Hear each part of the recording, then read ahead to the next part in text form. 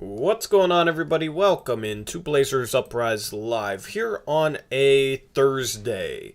We started off today with some very unfortunate news that Nasir Little is likely to miss the rest of the season with a labrum tear. We'll discuss that, and that's a very big disappointment as Nassir was playing some of his best basketball, and it just seems like every time he starts to have some success, there's an injury to hold him back. We'll discuss what that means for the team moving forward. We'll discuss what that means for Nasir Little, and we'll do that after picks against the spread. We'll also talk about the trade rumors, the latest on that. We'll kind of round some of those up. I've been dropping trade-oriented videos over on the main channel over on Blazers Uprise. I just dropped one on Robert Covington and 5 destinations for him. So after the stream, definitely go check that out. Eric, what's going on, man? How's your Thursday going? It's going all right. How about yours?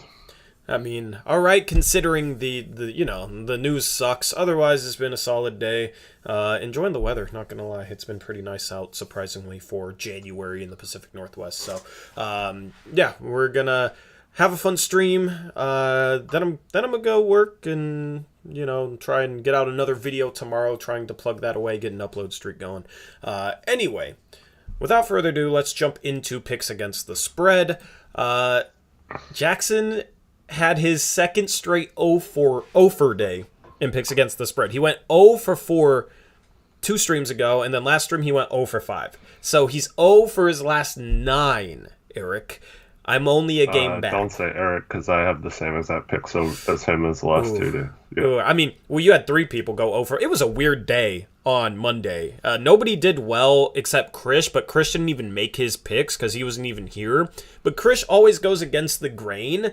That's kind of Krish's thing. And going against the grain on Monday is what would have gotten you success because we were all pretty much wrong. The only other person to go above 500 was Connor at 3-2. Me and Zach went 2-3. I only picked one of the 4 games right, but it was my double down. That's how I went 2-3. And then you get chat. You guys went 1-4. It's not good, but you still gained a game on Jackson. And then Jackson, Trevin, and Eric. That was a tough day for you guys. You guys picked all the same teams. It did not work out for you. But I mean, you didn't lose any ground. Krish gained 4 games. He's only 26 back. You got Trevin and Zach tied. Chat and Connor tied. We'll see if anyone can separate themselves there. And we'll see if I can pass Jackson today. Unfortunately, there's only 2 games today, Eric. We haven't had good luck in terms of having a lot of games for picks against the spread lately. So it's a very limited chance for me. The first of 2 games. These games are both on TNT, by the way. The first game is Philadelphia hosting the Los Angeles Lakers. Philadelphia is a 5.5-point favorite. And the Lakers just announced a half an hour ago that LeBron is out, along with Kendrick Nunn, of course. And the 76ers are without Ben Simmons, Seth Curry, Shake Milton, and Tobias Harris is questionable. All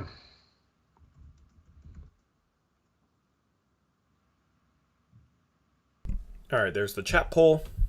Zach goes Philly.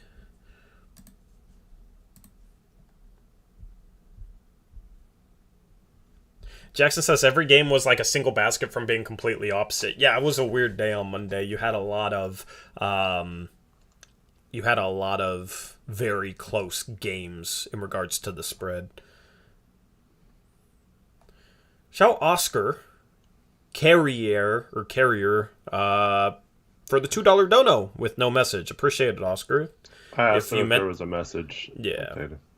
Right above that, he said, does Nas getting injured change anything we will do in trades? If so, what are your thoughts? We will answer that question afterwards. Yes. Nathaniel goes Phillies. This isn't baseball. Nathaniel. Trevin goes Sixers. Oh, wait, no, that's the Lakers. Trevin goes Sixers. I'm going to go Sixers.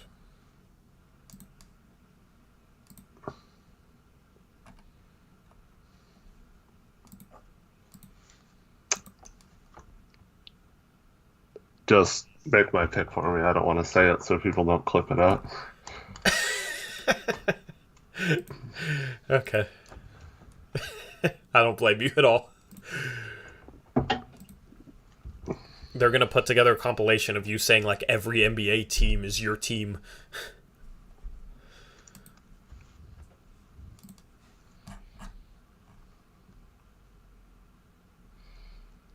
All right, right above it. Yeah, we'll answer it in the next segment. Connor still hasn't made his pick. I need to turn on live chat, not top chat, so we don't have another situation. All right, I assume you're going Philly then, Connor.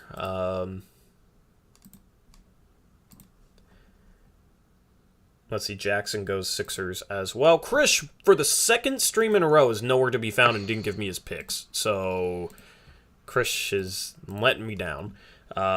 Chat, it looks like you guys are going 76ers. I mean, we'll make an easy double down chat poll because there's only 2 games for this. First game starts at 4:30, so we'll give Krish till 4:30 to submit his picks. If not, I'll just flip a freaking coin at this point. It's only 2 games. So there we go. Eric might be an island for not your Los Angeles Lakers. And then game number 2, you got Golden State hosting Minnesota. Golden State's a 6.5 point home favorite. So Beverly's doubtful, Noel's probable for the Timberwolves, and then for the Warriors, they're without Draymond Green, Andre Iguodala, and James Wiseman.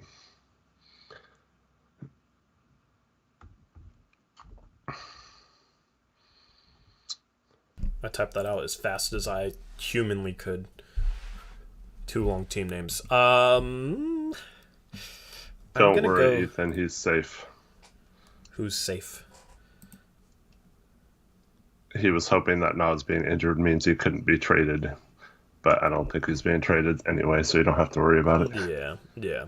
Doesn't necessarily mean that he can't be traded. I mean, Bol just got traded, and he's hurt, so... But I wouldn't count on it at all. Connor goes Timberwolves. I went Timberwolves, too. Okay, I went Timberwolves 3. Jackson went Timberwolves 4.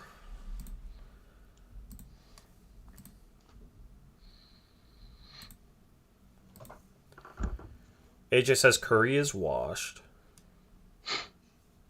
Chat right now, 55% Timberwolves.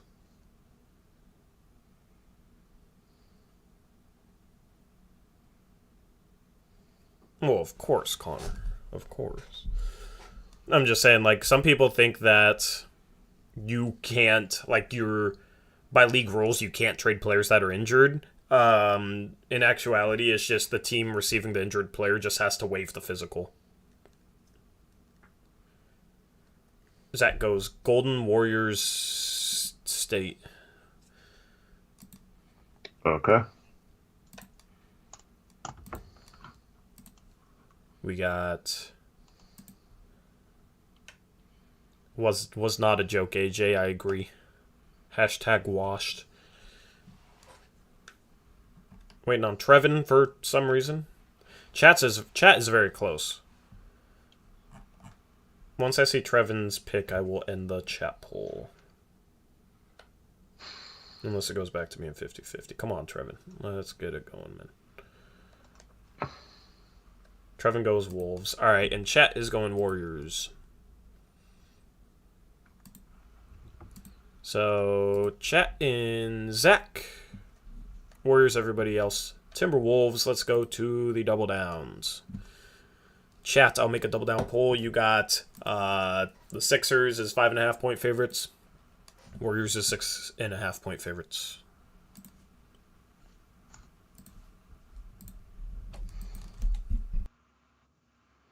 Trevin went Wolves, you said? Okay.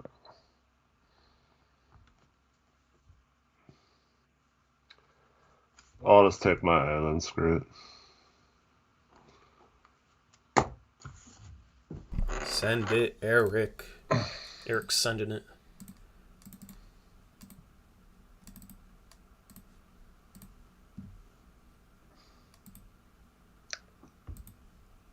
Connor's going Sixers. Then I'm happy if they lose. Yeah. Yeah, hedge your bets. Smart man. Trevin's going Sixers.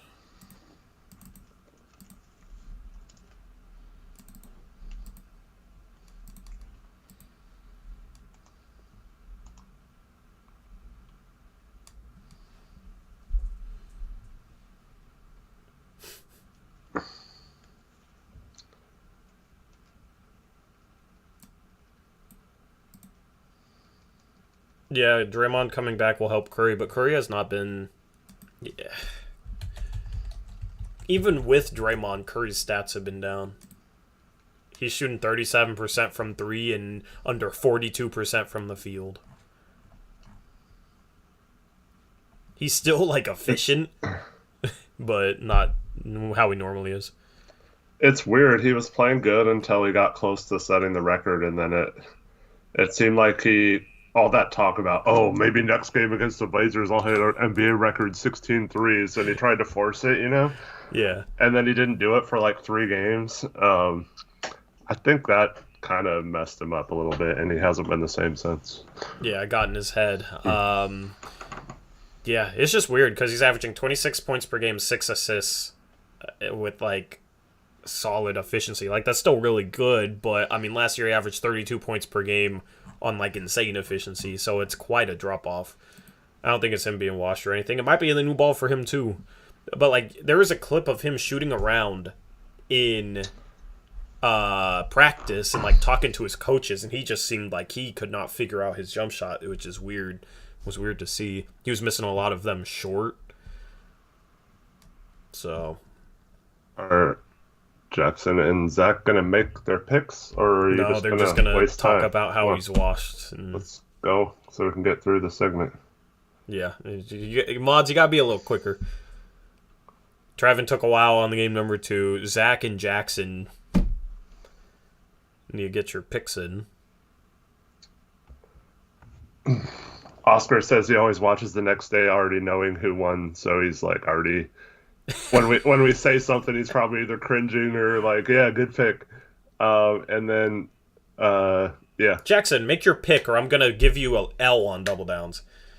That'd be a funny way to watch it, just like, oh, I'm confident in this team, and you're sitting back the day after like, ha, you dumbass. You're good, Zach. Jackson, if you don't make your pick in the next 20 seconds, I'm going to give you an L. Make an L graphic. I like listening to a segment of a show that does like NFL picks after the games on Sunday, just to like see how confident they were on some of their stuff. Yeah. Zach goes... Oh, wait, no, I accidentally opened up yours. Zach went Philly. Lots of Philly.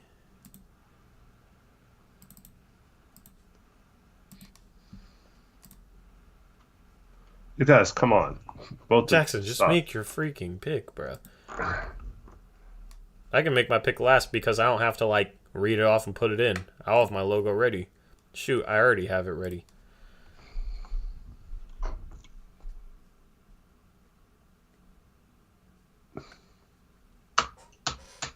Connor says manifesting both Jackson and Tori go 0-3. Who did chat pick? Can you in their poll? Yeah, chat went Sixers. Okay.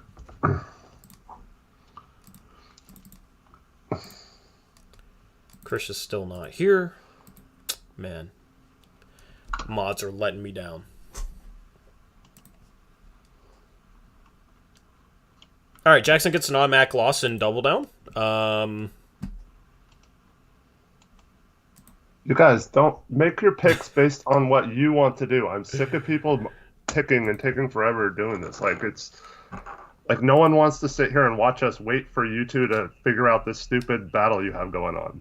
I already know what people want to listen to trade ideas and stuff. Let's go. Come on. Yeah, Jackson, make your pick. Just put your thing up there, Tori. You can end it right now. Just be the better person.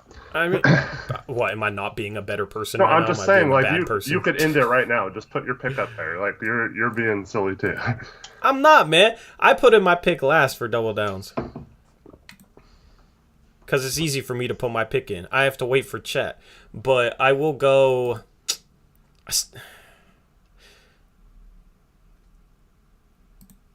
God, I don't know. I'll go Philly. I thought you said you had your pick ready.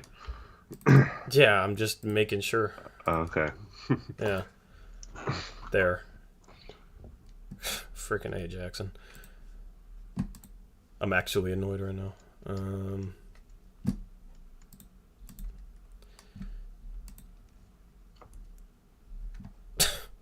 Sure. I'm catching you today, Jackson. Timberwolves gonna lose. Next time a mod takes that long, you're getting an automatic L. Okay. All right. There's double downs. All right. That was the longest picks against the spread 2-game segment ever. Probably because it was the only 2-game picks against the spread segment ever. But, yeah, next time, like, mods, you guys got to be quicker with that. All right. Like, for real. Anyway, you want to talk Nas first? Or you want to talk trades first, Eric? Let's get Nas out of the way. Okay. How you feeling about Nas?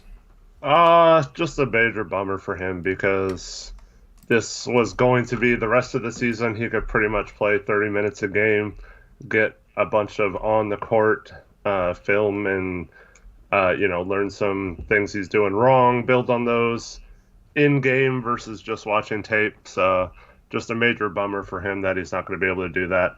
Long term, hopefully he gets a surgery and it recovers well and he's fine by next season with no kind of ill effects from that. So probably not a serious thing long term. It just kind of sucks because if we have a pretty good team next year, I don't know if it's clear whether he'll be like the starting 3 or if he'll have to work for it or if he'll be coming off the bench now or what. Just a bummer that he doesn't get to prove himself. Now, if I'm in his position, I'm asking for the team for film on basically every wing in the NBA, and I'm studying their tendencies for hours a day, and I'm becoming a film junkie and trying to get your mental defensive thing ahead of your physical well-being while you can't do anything. And then hopefully when you're back, you can use some of that physical ability that he has combined with his mental takes or his newfound mental ability, become like a Rajon Rondo, like know the other team's plays before they call him type. And then, so that's what I would do. But yeah, it's just a bummer that he can't get the on-court experience this year because it was clear for him to get a starting role and play major minutes. Yeah, I mean, he had played really good the past couple games. I brought up a situation, which maybe I shouldn't have brought up the situation, or maybe I should have knocked on wood or something, but I brought up the situation where, like, he had a 30-point game against Milwaukee last year and then missed a bunch of time. I mean, you're just stating facts, but... Yeah, but it's like every time he starts to play really well, he ends up dealing with an injury, and it sucks. Like, I hate to say it, but I'm worried about him being, like, injury-prone, because it's just numerous things throughout a season. And now it's this, right? And it's like, this is probably his first serious injury. I know he missed an extended period of time last year with something. I think it was, an ankle injury, if I recall correctly. So, those aren't as serious as, like, a torn labrum. With a guy that's the thing is, when you play really hard, you're a little bit more likely to get injured. Right? So that's kind of that's not to say that he shouldn't play as hard as he does. He absolutely should. It just puts you at a little bit more of a risk if you're in there fighting for rebounds, that sort of thing. That's just the unlucky part of the game. Right? So it sucks that it happened the way it did. He was finally starting to hit some threes. He was finally starting to shoot well. And he was really starting to figure things out. And I hope that he can, next season, hit the ground like running and kind of build upon what he's done. It's just tough when you start to figure it out and then you miss a bunch of time. Like that can set you back in your development. Yeah. So he studying the game, mental approach to the game, he can kind of work on that in his downtime. Luckily, it's his left shoulder, so he can still work on shooting, shooting with one hand, that sort of thing, form shooting. So he'll still be able to do that. If it was his right shoulder, he wouldn't be able to do that for a while. So overall, it could have been a little bit worse, but this definitely just sucks for his development. Yeah, and AJ's asking about our medical staff. With any kind of shoulder separation or dislocation or issue there, that seemed like it was just a freak play. Same with the Zach Collins one. It didn't even seem that bad at the time, but shoulders are kind of tricky. But yeah, I don't think that's anything that our medical staff could have prevented or anything. Some of the other injuries, like when we had, was it last year where we had seemingly like 10 players with calf issues throughout the season or something? Like stuff like that maybe is something we're doing wrong. But yeah, like a shoulder separation or like someone blowing out their knee or something like that isn't necessarily, I don't think, anything a medical staff can prevent. But yeah. Yeah. If anything, this helps the tank, right? So we still have to see what happens with the trade deadline, and we'll kind of segue into that. But the Blazers come home for a back-to-back, kind of screwy with the schedule, 6-game road trip, come home, only a day of rest, then a back-to-back. But, they lose 2 games that were maybe somewhat winnable at home. They now fall to 20-28 and then lose Nas. If they really do sell players at the deadline for some combination of picks / young guys, it could be a situation where we're right back to talking about potentially getting a top 4 pick if we get a little bit of luck in the lottery. Right now, the Blazers are 9th, which would give them about a 20% chance? Let me look it up. Currently 20.3% chance at the top 4, 4.5% chance at the number 1 overall pick. If they move up to 7th, they would all of a sudden have a 32% chance of the top 4, right? So, they've flattened the odds a little bit, but still every position matters. The Pelicans are currently only a game and a half behind the Blazers. The Spurs are 2.5 games. Not having Dave, not having Nas is just going to help this team lose games because those guys help you win games, especially with Nas and the way he was playing lately. So, that's kind of the silver lining, I guess. It's absolutely not a positive, but it's that's the thing is I've always tried to look at the season where like, okay, if bad things happen, we can get a high draft pick. If good things happen, maybe we can be competitive in the playoffs. This is just one of those bad things happening that makes us a worse team for sure. Mm-hmm. That's frustrating, but that was one of the bright spots of the rest of the season was watching him and develop. And now, unfortunately, we don't get that. Hopefully now we get some fun young guy in the trades as we switch over to that topic. Hopefully we get a replacement wing or something to look forward to watching what Chauncey does with him for the rest of the season in one of our trades. Yeah. Yeah. Let's just segue to that. So, Jake Fisher article came out today. He also had like an audio space, and I listened to a good part of that, and it wasn't that enlightening. It didn't seem like he had any info on Nurkic. So what was kind of your main takeaways from the article that he dropped? What do you want to talk about in regards to that? First takeaway is that I think CJ to the Pelicans is, I mean, I don't know what percent, but I think that out of all the trades that are possible with us, I think that's the one that's most likely to happen right now. Yep. Something that was in that article was Josh Hart and Valanciunas works, salary-wise, but New Orleans would rather give up, like, Satoransky and Jackson Hayes alongside Josh Hart to match CJ's salary. And honestly, I would rather have that and like an extra first-round pick than Valanciunas, because I don't think we're necessarily going to get great value for Nurkic. And at this point, I think you try and keep Nurkic and get back value instead of getting the Nurkic replacement, right? Because it's like if we only get Hart and Valanciunas and then we let Nurkic walk, we basically turn CJ and Nurkic into Hart and Valanciunas, right? And if we trade Nurkic, we get what? A first-round pick, Hart and Valanciunas for CJ in Nurkic. Otherwise, we could maybe get Hart in maybe even 2 first-round picks, right? Hart and 2 picks for CJ and keep Nurkic. I'd rather take that route, you know? So I think that, I mean, it all depends on if Nurkic wants to come back. It all depends on how much he gets paid.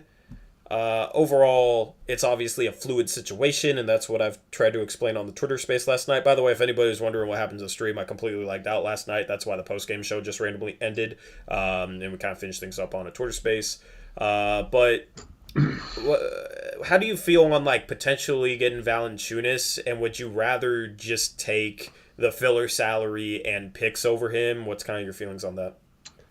Yeah. So before I answer that, real quick, so um, Jake Elfisher also mentioned this that Herb Jones is basically untouchable, and they're not going to move him. So, Mm-hmm.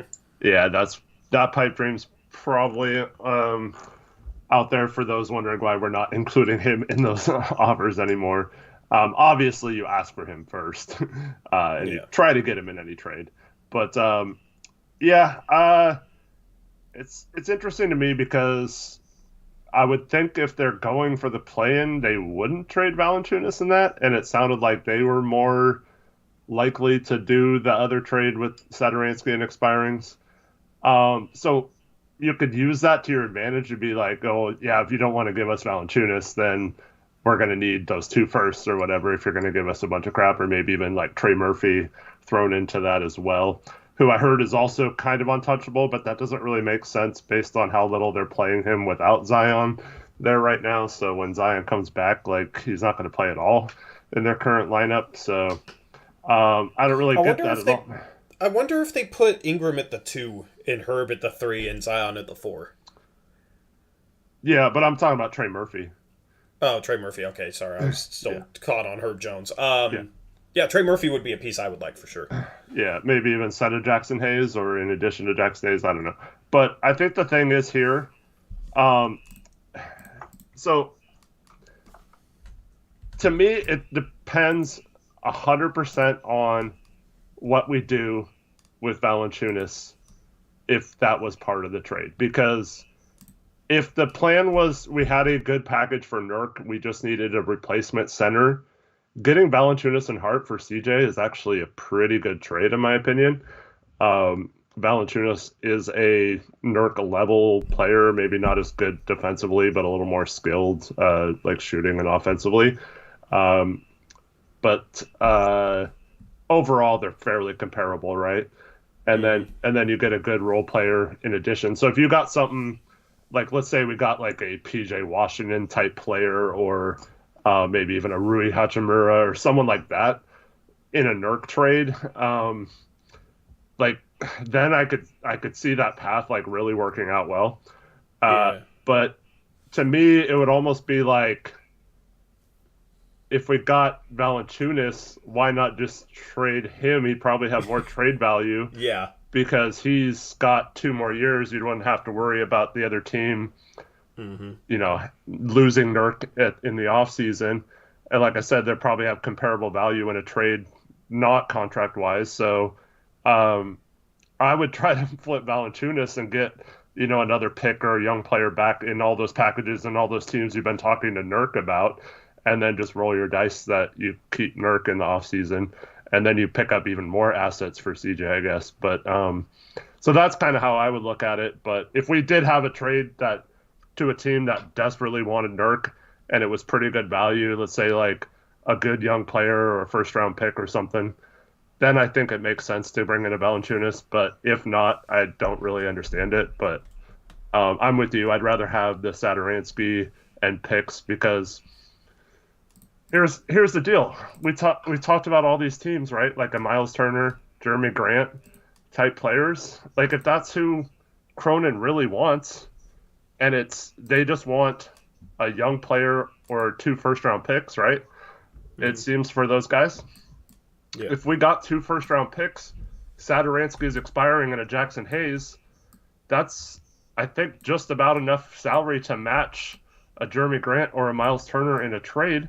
So we could flip those and get like Grant and Hart for CJ basically, or Grant and Turner, or Hart and Turner for CJ.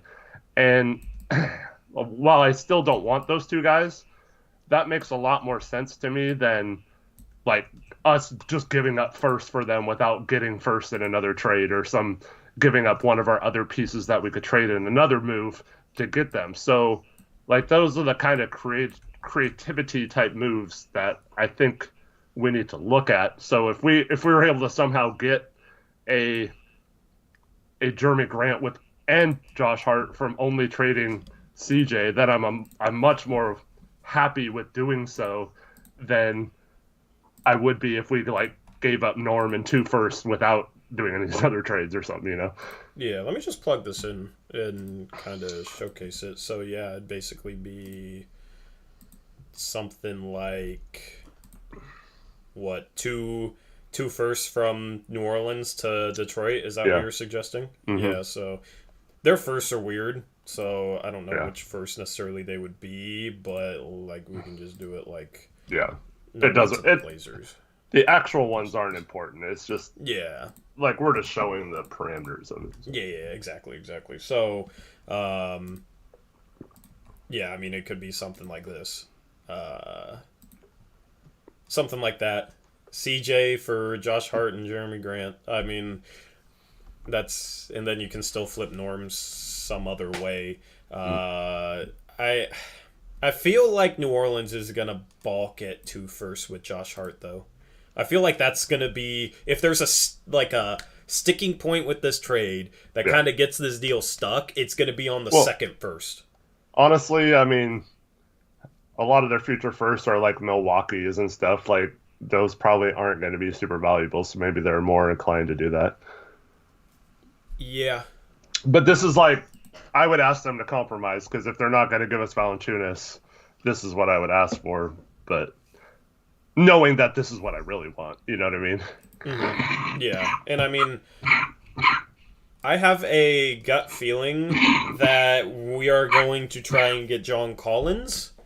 So like you could throw him into this deal, right? Like kind of the same parameters, Satoransky and Satoransky and Hayes.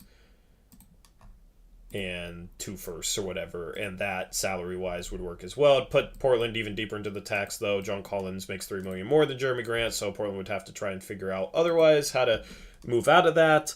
I also think that Norm and CJ to New Orleans is possible, so maybe they're willing to give up more value, and that helps us get a John Collins or Jeremy Grant or whoever we're going after.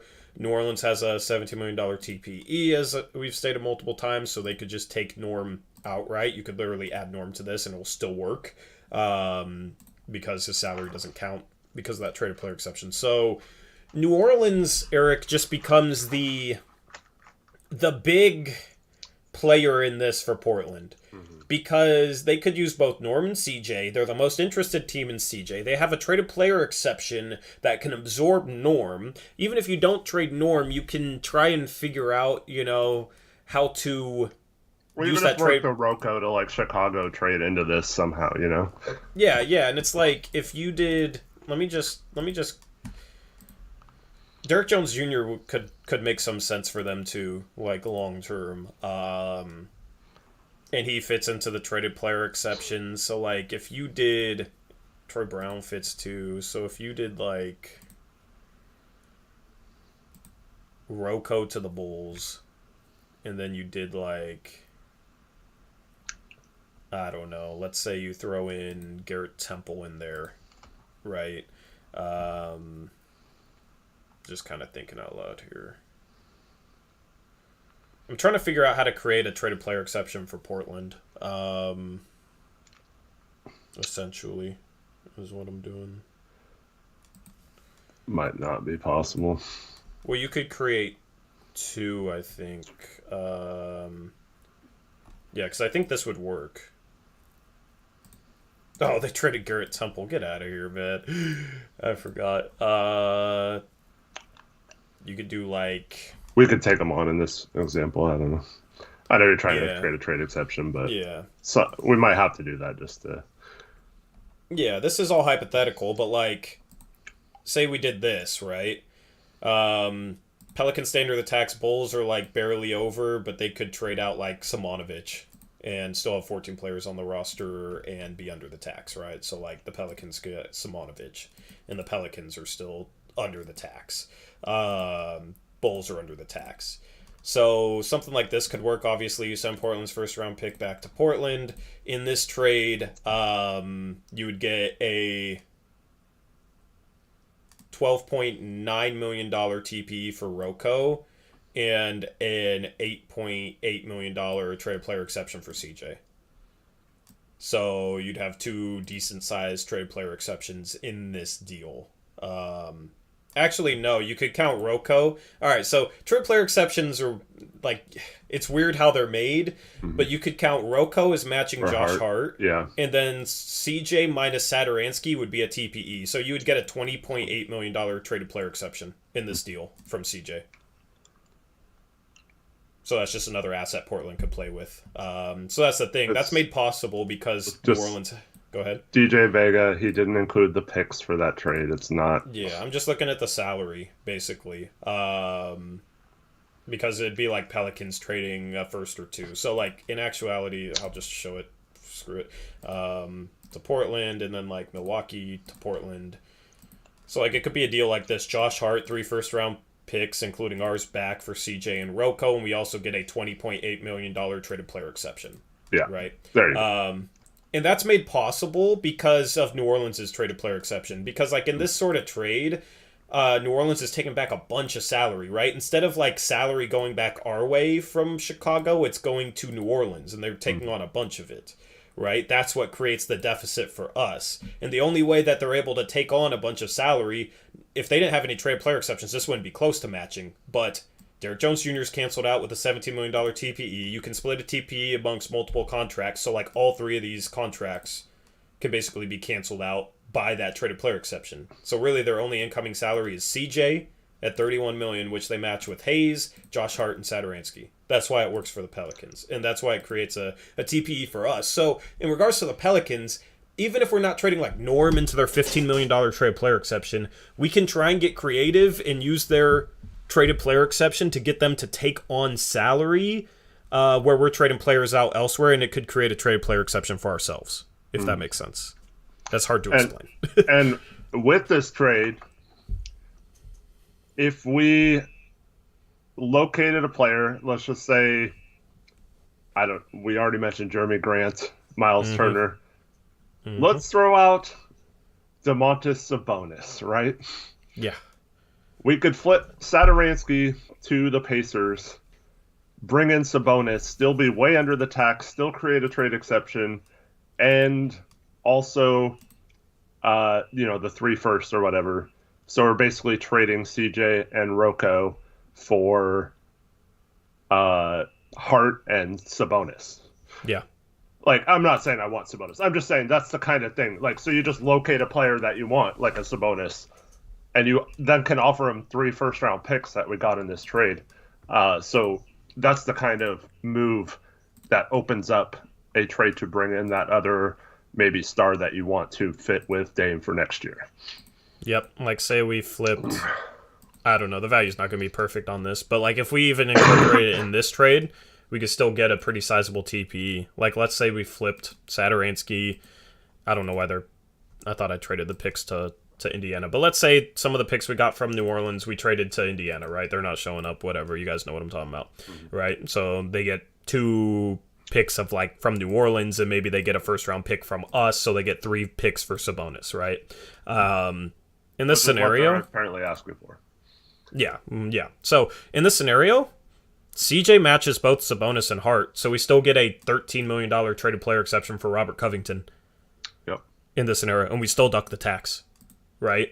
And Indiana gets a $9.8 million traded player exception. So when you incorporate multiple teams, it allows you to kind of create more of an imbalance in terms of salary, and if those teams have traded player exceptions, you can get creative in terms of using them to create some trade player exceptions for yourselves.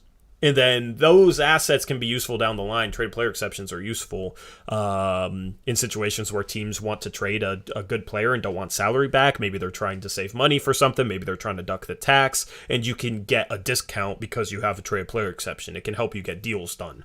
So creating, like, in a deal with New Orleans, with CJ, I would like to try and use their traded player exception to incorporate a third team, maybe even a fourth team, to try and create a deficit where we get a traded player exception created for ourselves, if that makes sense.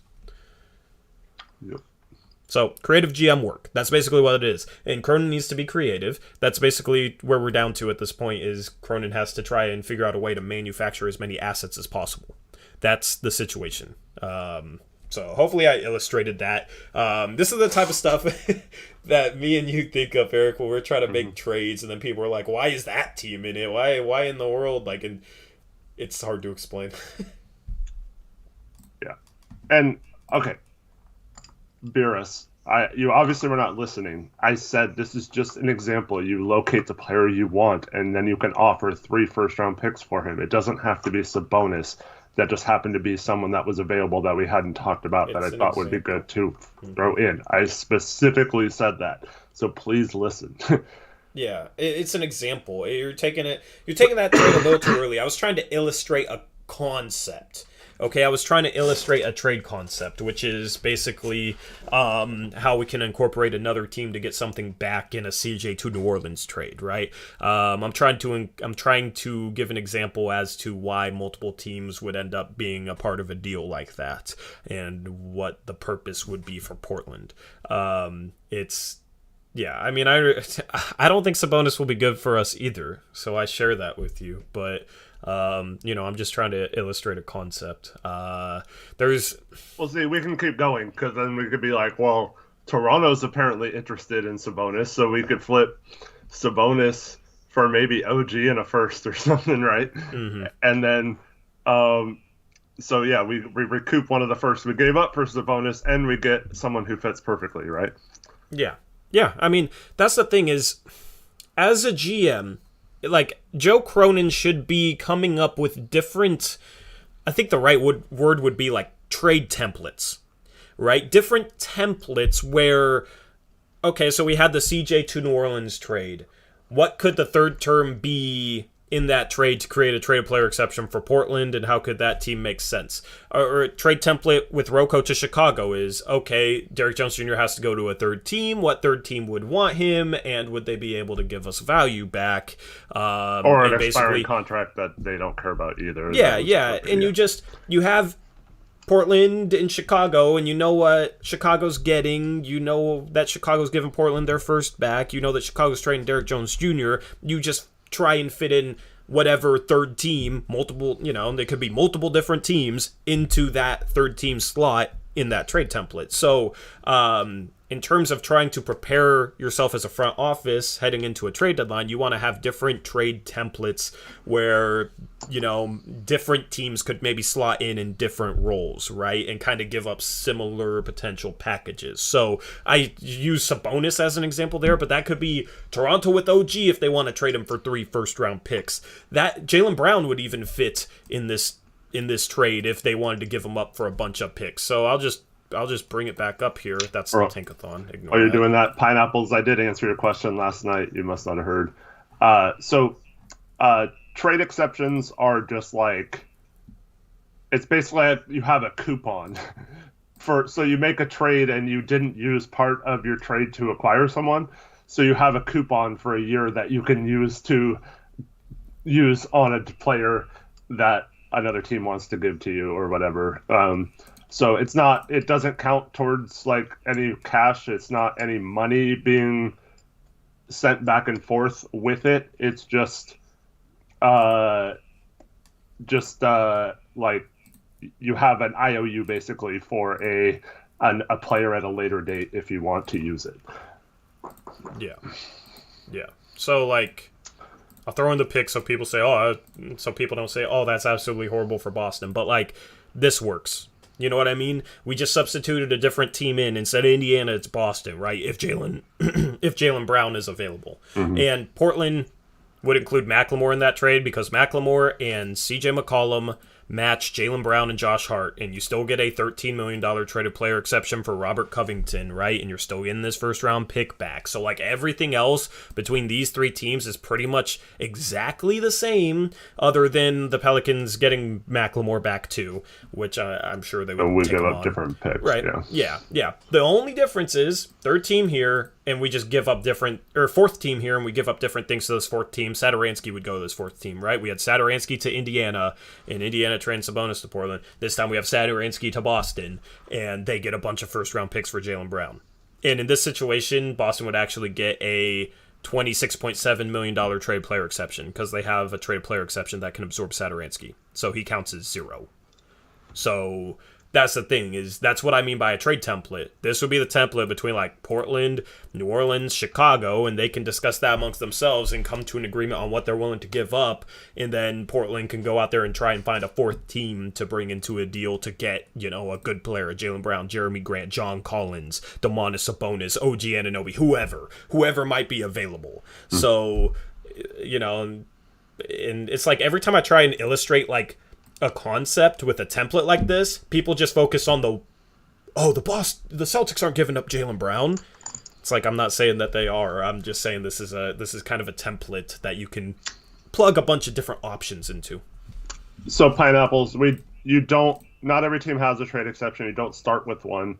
It's generated out of a trade in which you take back less than you sent out. So if Portland traded a guy for $10 million to a team for someone making $7 million, they would generate a $3 million trade exception because they didn't use the full amount of the contract going out.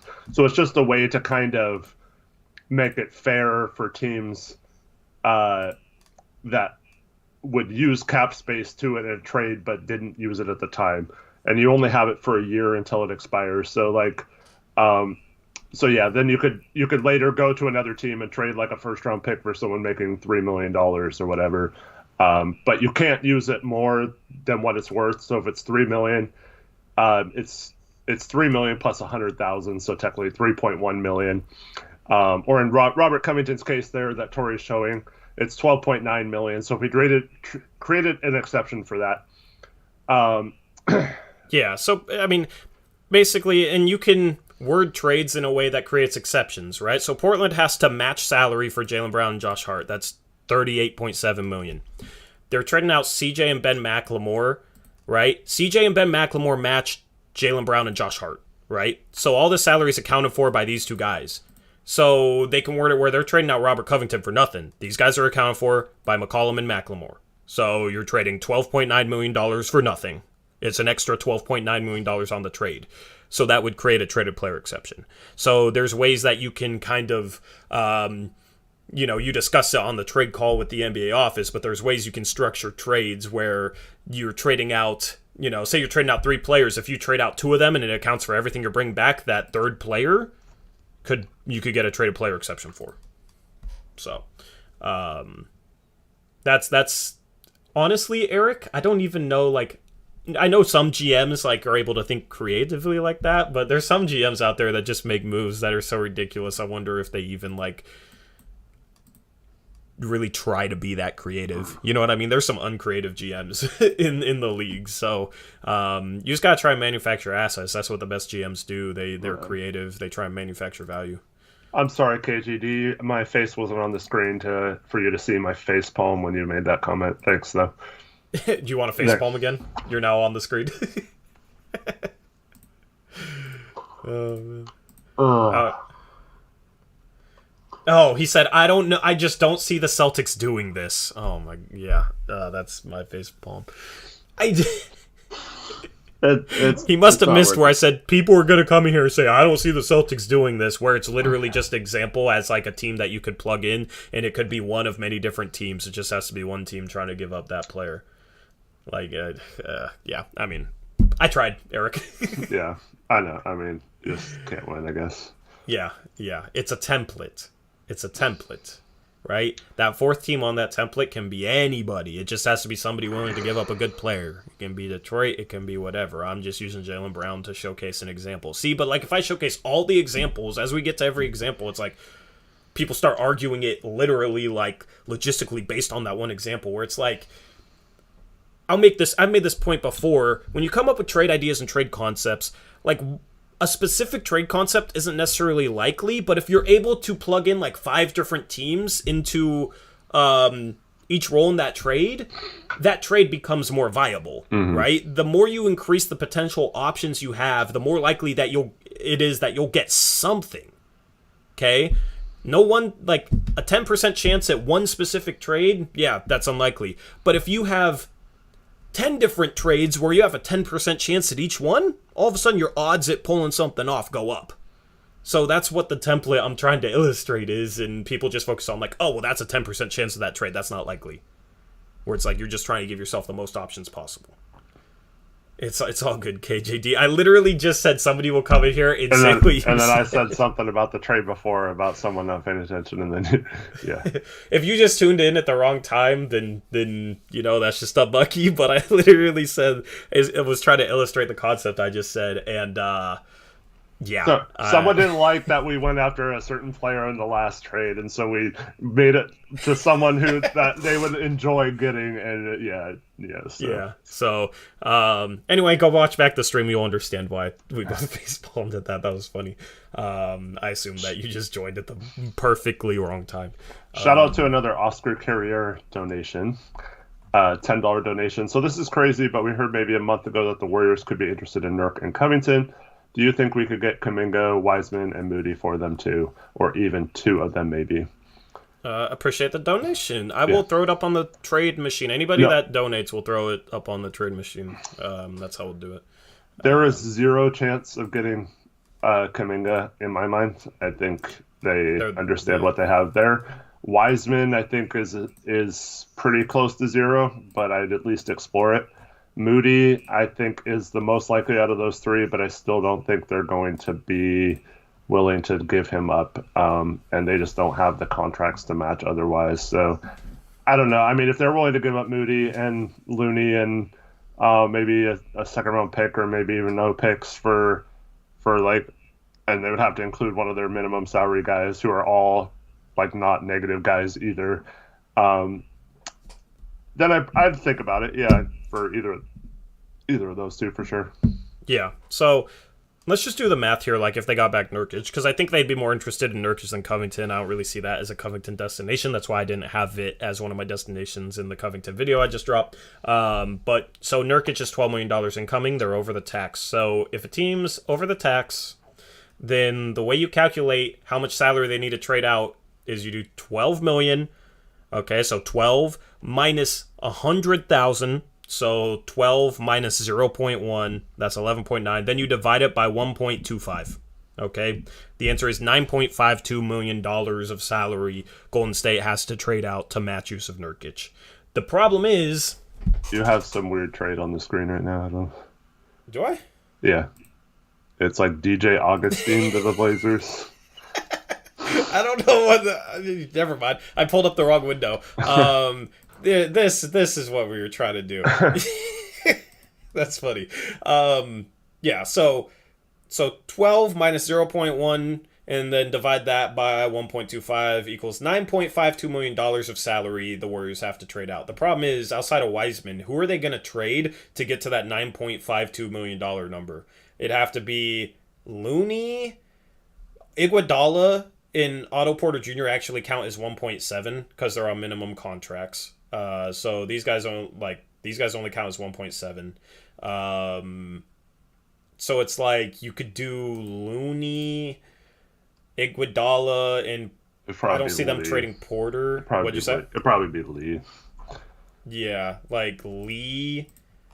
But that's still only, like $7 million? So they still have to trade out another $2.5 million. It's like, where are they going to trade it from? They're not going to trade Poole. Otto Porter Jr. counts as 1.7. So even if you did Otto Porter Jr. and Iguodala, this still... They have to include Moody, is what I'm saying, yeah. Yeah. This still isn't enough to match. I know it says 12.1, but it's actually $7 million here and then $3.4 million here. Oh, that is enough to match, actually. Yeah. But they're not giving up maybe and Otto Porter. Yeah. And all those guys, yeah. Yeah, they're not giving up Peyton. I doubt they give up Bielitsa. Like, they like their role players. I don't see them giving up this And what, a pick? The problem is, I mean, I guess they could trade their first this year. And then maybe you can give them back minimum contracts. So, yeah, it just becomes very iffy in this situation. But I guess you could do something like this. Still, it's just a weird trade. And I don't know if they want to give up Iguodala, and Bielitsa has been good for them, so probably take him out. Toscano Anderson maybe instead of Bielitsa. But do they want to give up Iggy? You know, They're not giving up like 5 guys for Nurk. Yeah. Yeah. I mean, they could take back like a Macklemore, which I guess would fit there. Yeah, it's just iffy when you start taking away multiple role players, right? So it's tough for Golden State to match salary for Yusuf Nurkic unless they trade out a higher salary piece. But when you go to their salary, the higher salary pieces are lottery picks from the last 2 years. Moses Moody, Jonathan Kuminga, James Wiseman. Above that, these guys make too much for Nurkic, and they're not trading Draymond, Wiggins, Clay, Curry, you know? Especially now that Andrew Wiggins was just named a All-Star starter. What? Yep. What? Yep. I wish I was joking. Huh?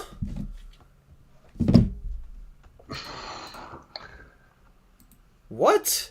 All-Star star? I thought it was only 33% fans. No, it's 50% fans for starters. What? Did he like win the? Who did he win it over? Who's he starting over? That's disgusting. It's Curry, Ja were the backcourt. Okay, Ja, that's cool. LeBron, Jokic, Wiggins, front court.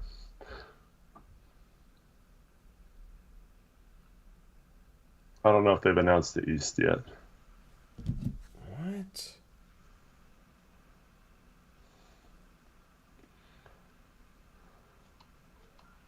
That's gross. So over Gobert. Yeah, they did the East. DeRozan, Young, backcourt. Durant, Embiid, Giannis, front court. Okay, that makes sense. You said DeRozan Young?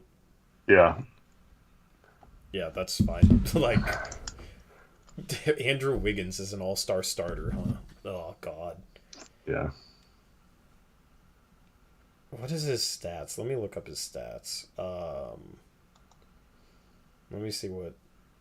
He's averaging 18 points per game, 4 rebounds, 2 assists. He's an all-star starter. Okay. That's kind of ridiculous. I know he's been better defensively. I still don't think he's like a really, really good defender. I think it's easy to be a better defender there in Golden State. So, yeah, I mean, whatever. They need to do it like... I mean, Wiggins has been good, to be fair, but yeah. Yeah, but like they need to... It's just ridiculous. Why is Draymond not starting ever? I hate that they do it 3 front court and 2 back court because I think it should be like more fluid than that. You know what I mean? Like Devin Booker should be able to be an all-star starter at the small forward spot. I don't get if they pick teams anyway why there's even an East and West. Why not just have the 24 best and the 10 best starters? You know what I mean? Yeah, it doesn't make sense.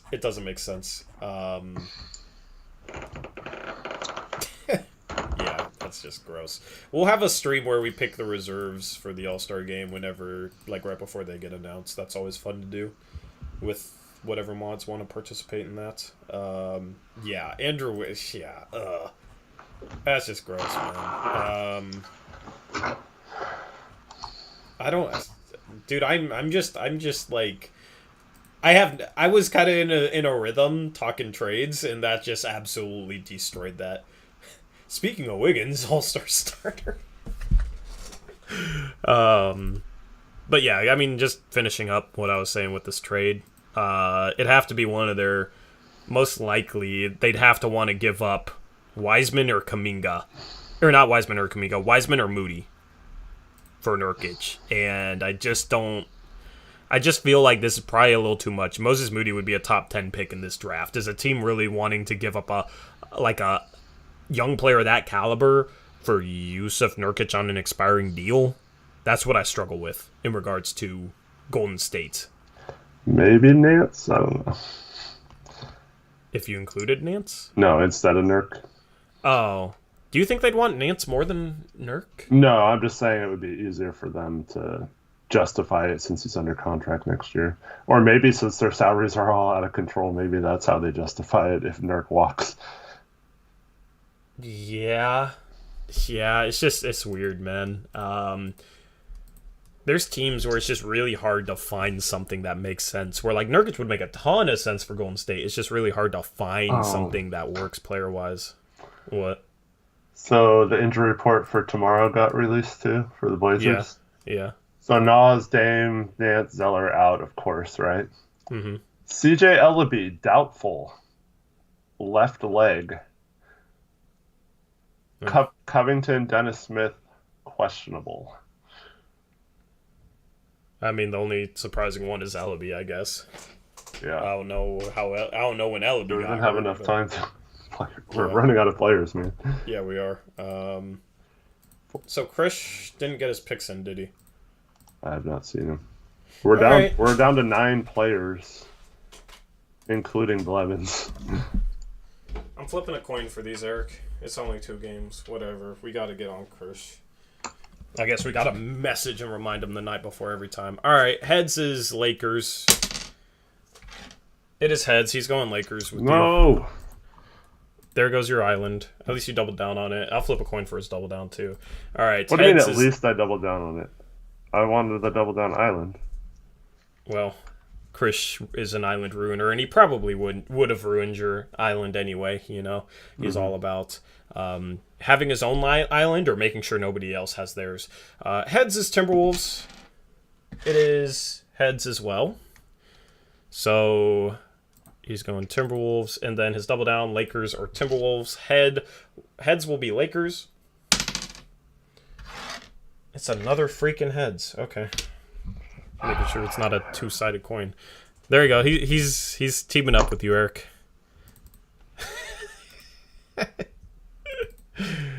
How are you feeling? Thanks. What are the emotions that you're going through right now? Doesn't matter. Picks are my Anyway. picks. Picks are your picks. Hey, more Snell action. 27 minutes a game of Snell. Dude, bro, I don't want to. I don't want to watch that game. We It's on a Friday too. It's at 5. Early start. I might not watch the first half of that game. I'm just gonna say that now because it's Friday dinner rush, and it's just gonna be gross. Are you cool with that? You I mean, can you kind have a Blazers channel. I don't know. What do you mean? You don't have to ask me. I know. It's your I channel. don't know. I'm just saying because it'll be like you kind of breaking down what happened in the game. But honestly, it's not like we even talk that much about the game anymore. You know. So I'll probably just watch the second half and call it good. And yeah, I don't know. Just depends on how like working before that goes, I guess. I don't know. It's just you're gonna have Tony Snell out there. You're gonna have. I mean, you're still gonna have CJ Norm, so I wouldn't necessarily rule out the Blazers. Who they even play tomorrow? They play Houston. We want to lose, yeah. So we're probably gonna win. Oh, that game's gonna be disgusting, though. Actually, ESPN's matchup predictor has a 55% chance of Houston winning. So, yeah, I don't know. We'll have the post-game show for you guys after that, at least. And we will talk about that disgusting game a little bit, and then we'll talk a lot about trades. That's how it'll go. Anything else you want to say for the stream, Eric? No, thanks everyone for watching. It's been fun. Yep. We will talk to you guys tomorrow with that post-game stream. check out the video I just dropped on Robert Covington. 5 destinations where he could end up. I'll also tweet that out. I just wanted to wait until the stream was over to tweet it. And then I'm putting together a playlist for all trade deadline content. So if you missed the past couple of videos, you can go and watch those if you haven't already. Anyway, that's a wrap for this edition of Blazers Uprise Live. Thank you for making us a part of your Thursday afternoon. Hopefully you have a good rest of your Thursday. Hopefully your Thursday is as shockingly good as Andrew Wiggins' All-Star selection is for him. I can't believe that happened. Anyway, that's a wrap. We'll catch you tomorrow. As always, peace out. Go Blazers!